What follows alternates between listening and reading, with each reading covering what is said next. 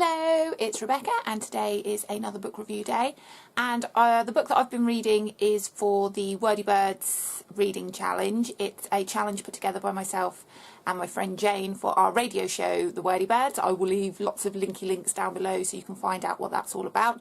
But it's to read 12 different books over the year, so it's one book a month, and we talk about it on the radio show, which is quite good, if I say so myself. So the category for this month was a book written by a local author, and obviously that's a local author that lives near you, not necessarily one that lives near us. Unless you live near us, then that's fine. So I have been reading The Willigrews by Tarbox, and even though Terry and I are friends, I do know this author. This review isn't influenced by that at all. I'm just reviewing what I've read. So I will read you the blurb and then talk to you about the book.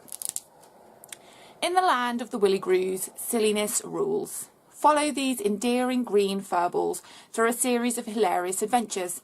How will they stop the spiky scracks from stealing their chickweed crops? Can they help little Cringe, a reluctant visitor from a parallel time?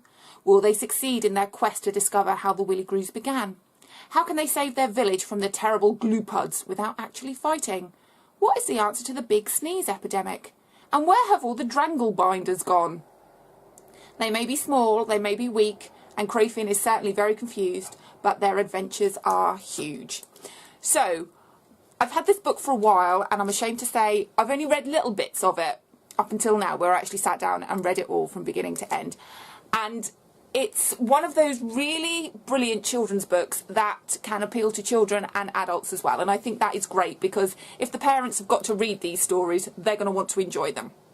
And if the stories are boring or not particularly funny or whatever, they're going to find it quite tedious. And reading this as an adult, it contains a lot of really silly humour that may not be understood by children. It may, I don't know, I'm not a child. But for adults, it's so stupidly funny. There's just so, you know, Christmas cracker jokes where you read it out and you all sit around the table and you groan, but inside you are laughing. That's what this contains. There's brilliant plays on words, so idioms that aren't supposed to be taken literally. So one of the characters breaks the silence and then sweeps it up because it's broken.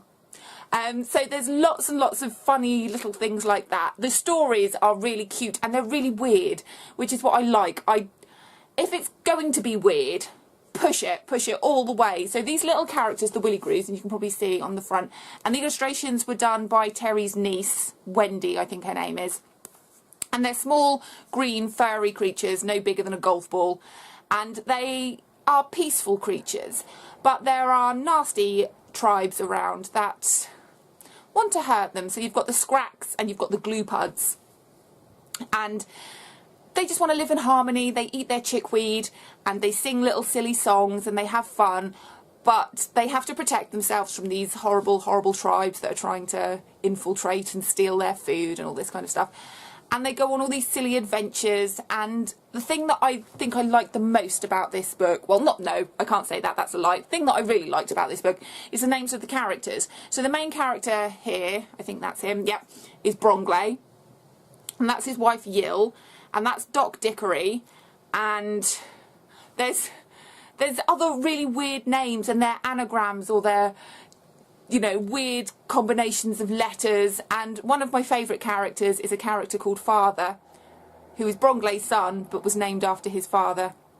It's just so silly. It's so silly and so funny. And there's 6 short stories in here, and they just take you on a weird and wonderful journey through the land of Willigrew, through the eyes of these tiny little things. Like I say, they sing silly songs. Oh, I'll find one because it's just something that I really, really liked. There's a character called a Yaxie.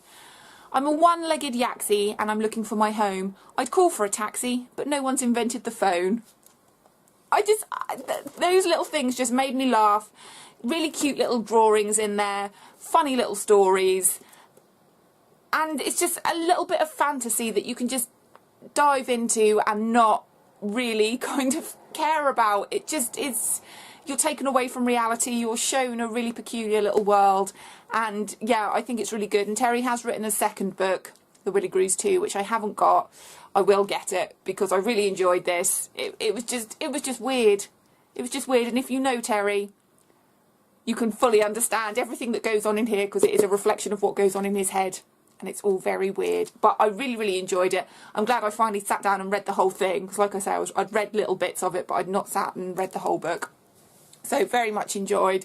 And I would recommend this because it's just silly. And your kids will like it, because he goes around and he reads in schools and he reads at libraries, and the kids really, really enjoy it because of all the funny words and the silly things that go on. And as a grown-up, you'll enjoy reading it to your children because it has got all of those really, really awful but funny jokes in that you expect from Christmas crackers, or I don't know, just really bad sense of humour, but it just makes you laugh. So I really, really liked it, and I'm going to read the second one. So if you'd like to hear any of my other book reviews, then please subscribe. I put videos out every time I've read a book, done something bookish, bought books, all that kind of stuff. So if you're interested in that kind of thing, please subscribe, and I will see you soon. Have a good day.